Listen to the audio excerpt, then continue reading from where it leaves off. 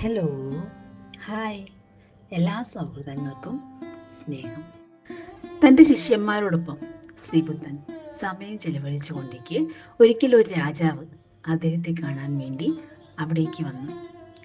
ശ്രീബുദ്ധനെ വണങ്ങിയ ശേഷം രാജാവ് അദ്ദേഹത്തോട് പറഞ്ഞു, ഗുരു, താങ്കൾ പറഞ്ഞ കാര്യങ്ങളെല്ലാം ഞാൻ എൻ്റെ ജീവിതത്തിൽ പകർത്തുകയുണ്ടായി.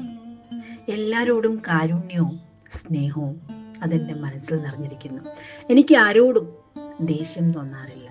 കുറ്റം ചെയ്തവരെ പോലും ശിക്ഷിക്കാൻ തോന്നാറില്ല. പക്ഷേ എൻ്റെ ഈ സ്വഭാവ മാറ്റം ഗുണത്തെക്കാളേറെ ദോഷമാണ് ചെയ്യുന്നത്. രാജ്യത്ത് കുറ്റവാളികളുടെ എണ്ണം ഏറെ വർദ്ധിച്ചിരിക്കുന്നു. ജനങ്ങൾക്ക് എന്നെ തീരെ ഭയമില്ലാതായിരിക്കുന്നു. ഞാൻ ആകെ വലഞ്ഞ അവസ്ഥയിലാണ്.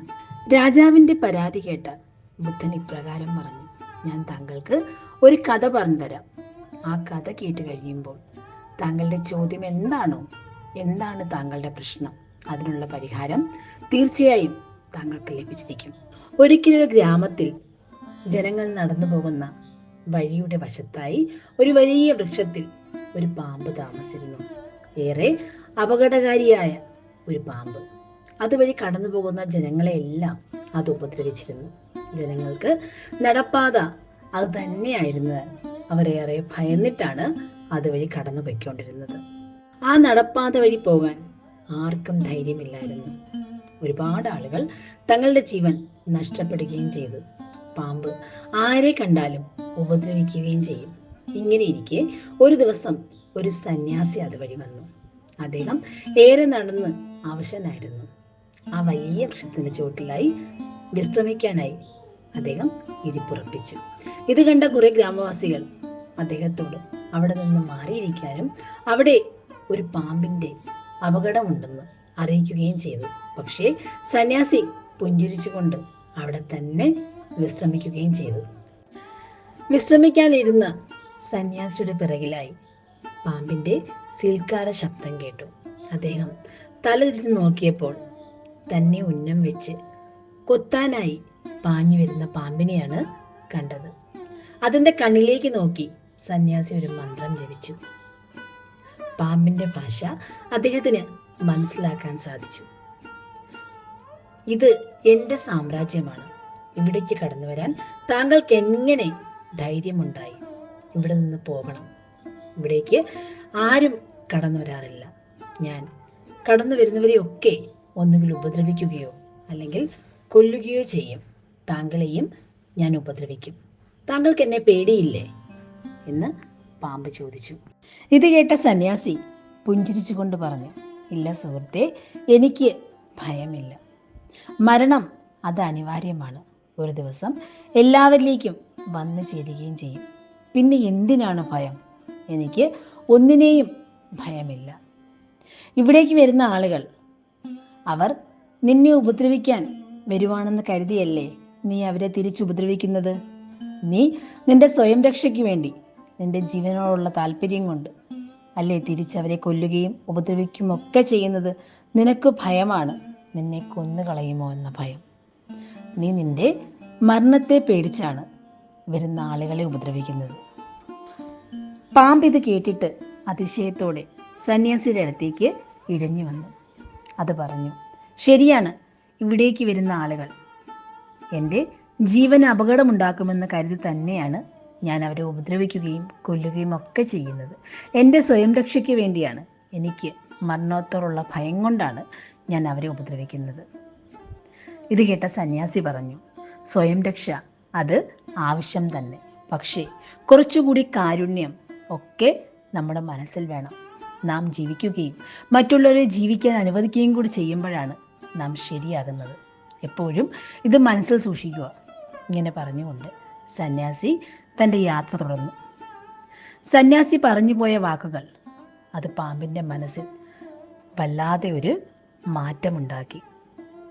താൻ മാറേണ്ടിയിരിക്കുന്നു, ആളുകളെ ഉപദ്രവിക്കാൻ പാടില്ല എന്ന് ആ നിമിഷം പാമ്പ് തീരുമാനിച്ചു. പിന്നീട് അങ്ങോട്ട് ആ ഗ്രാമത്തിലെ ജനങ്ങൾക്ക് പാമ്പിനെ പേടിക്കേണ്ടതായി വന്നിട്ടില്ല. അത് ഉപദ്രവം നിർത്തി. പക്ഷേ ഈ മാറ്റം അതിന് ദോഷമാണ് സമ്മാനിച്ചത്. ഗ്രാമത്തിലെ ജനങ്ങൾക്ക് അതിനോടുള്ള പേടിയില്ലാതായിരിക്കുന്നു. അവരൊക്കെ കമ്പ് കൊണ്ട് കുത്തുകയും അതിനെ മുറിവേൽപ്പിക്കുകയും അങ്ങോട്ടും ഇങ്ങോട്ടും ഇട്ട് തട്ടുകയും ഒക്കെ ചെയ്തു. പാമ്പ് ആകെ അവശനായി മാറി. അതിന് ഒന്ന് അനങ്ങാൻ പോലും കഴിയാത്ത രീതിയിൽ കുറച്ച് ദിവസങ്ങൾ കൊണ്ട് ആളുകൾ വല്ലാണ്ടതിനെ മുറിവേൽപ്പിച്ചു. കുറേ ദിവസം കഴിഞ്ഞപ്പോൾ അതേ സന്യാസി ആ വഴി വരാനിടയുണ്ടായി. അദ്ദേഹം ആ മരച്ചുവട്ടിൽ വിശ്രമിക്കവേ അദ്ദേഹത്തിനെ കാണാൻ സാധിച്ചു. തീരെ അവശനായ പാമ്പ് ഒന്ന് അനങ്ങാൻ പോലും സാധിക്കാതെ വല്ലാതെ വിഷമിച്ച് കിടക്കുന്നുണ്ടായിരുന്നു. അദ്ദേഹം ചോദിച്ചു, എന്തു പറ്റി ചങ്ങാതി? എന്താണ് താങ്കളുടെ അവസ്ഥ ഇങ്ങനെ ആയത്? ഇത് കേട്ട പാമ്പ് പറഞ്ഞു, താങ്കൾ വന്നുപോയ അന്ന് തൊട്ട് താങ്കളുടെ വാക്കുകൾ എന്നിൽ വല്ലാതെ മാറ്റം വരുത്തിയിരുന്നു. ഞാൻ മറ്റുള്ളവരെ വെറുതെ ഉപദ്രവിക്കുന്നത് നിർത്തി. പക്ഷേ ആളുകളെല്ലാം തിരിച്ച് എന്നെ വല്ലാതെ ഉപദ്രവിച്ചു തുടങ്ങി. അവർക്ക് ഒരു കളിപ്പാട്ടം പോലെയാണ് ഞാൻ. എൻ്റെ ദേഹത്തൊക്കെ അവർ മുറിവേൽപ്പിച്ചു. എനിക്ക് ഇവിടുന്ന് പോകാൻ പോലും കഴിയാത്ത രീതിയിൽ തീരെ അവശനായിരിക്കുന്നു. ഇത് കേട്ട സന്യാസി പറഞ്ഞു, ചങ്ങാതി, ഞാൻ തന്ന ഉപദേശം അത് എങ്ങനെയാണോ ഉൾക്കൊള്ളേണ്ടത് അങ്ങനെയല്ല താങ്കൾ മനസ്സിലാക്കിയിരിക്കുന്നത്. താങ്കളുടെ കർത്തവ്യം എന്താണോ, താങ്കൾ എന്താണോ, അത് പൂർണ്ണമായും താങ്കളുടെ നിയോഗമാണ്. അതേ രീതിയിൽ മാത്രമേ താങ്കൾക്ക് മുന്നോട്ട് ജീവിച്ചു പോകാനും സാധിക്കൂ. പക്ഷേ നാം ആവശ്യമില്ലാതെ മറ്റുള്ളവരെ ഉപദ്രവിക്കാൻ പാടില്ല. ഇതാണ് ഞാൻ താങ്കളോട് പറഞ്ഞത്. അവരുടെ ഉപദ്രവം ഏറ്റുവാങ്ങണമെന്നല്ല, മറിച്ച് അവരെ ഉപദ്രവിക്കുന്നതാണ് എൻ്റെ ഉപദേശം. ഇങ്ങനെ പറഞ്ഞിട്ട് സന്യാസി അവിടെ നിന്ന് യാത്രയായി. കഥ കേട്ടുകൊണ്ടിരിക്കുന്ന രാജാവിനോട് ശ്രീബുദ്ധൻ ചോദിച്ചു, അങ്ങേക്ക് അങ്ങയുടെ ചോദ്യത്തിനുള്ള ഉത്തരം കിട്ടിയെന്ന് കരുതുന്നു. താങ്കൾ ഒരു രാജാവാണ്. താങ്കളുടെ കർത്തവ്യമാണ് ജനങ്ങളെ നേരായ വഴിയിലൂടെ കൊണ്ടുപോകുക എന്നുള്ളത്. പക്ഷേ താങ്കൾ തൻ്റെ മനസ്സുകൊണ്ട് ഒരു സന്യാസിയായിരിക്കണം. താങ്കളുടെ മനസ്സിൽ കാരുണ്യവും സ്നേഹവും ഒക്കെ ഉണ്ടായിരിക്കണം. പക്ഷേ അത് എവിടെയാണോ പ്രാവർത്തികമാക്കേണ്ടത് അവിടെ മാത്രമേ ഉപയോഗപ്പെടുത്താൻ പാടുള്ളൂ. മനുഷ്യരുടെ ഇടയിലും ഇങ്ങനെയൊക്കെ ഉണ്ട്. ഒരുപാട് നന്മ ചെയ്യുന്ന ആളുകൾ, അവരെ മിക്ക സമയത്തും ആളുകൾ ദുരുപയോഗം ചെയ്യും. ഒരു ഓഫീസിൽ നാം എല്ലാവരോടും സഹകരിക്കുകയും സ്നേഹമായിട്ടിരിക്കുകയും ചെയ്താൽ, എല്ലാവർക്കും ഉപകാരം ചെയ്തുകൊണ്ടിരുന്നാൽ, നമ്മുടെ സഹപ്രവർത്തകരെല്ലാം അവരവരുടെ ജോലിയെല്ലാം നമ്മിൽ അടിച്ചേൽപ്പിക്കും. നാം ചൂഷണം ചെയ്യപ്പെടും. നമുക്ക് നമ്മുടെ ചുറ്റും കാണപ്പെടുന്ന വസ്തുതയാണിത്.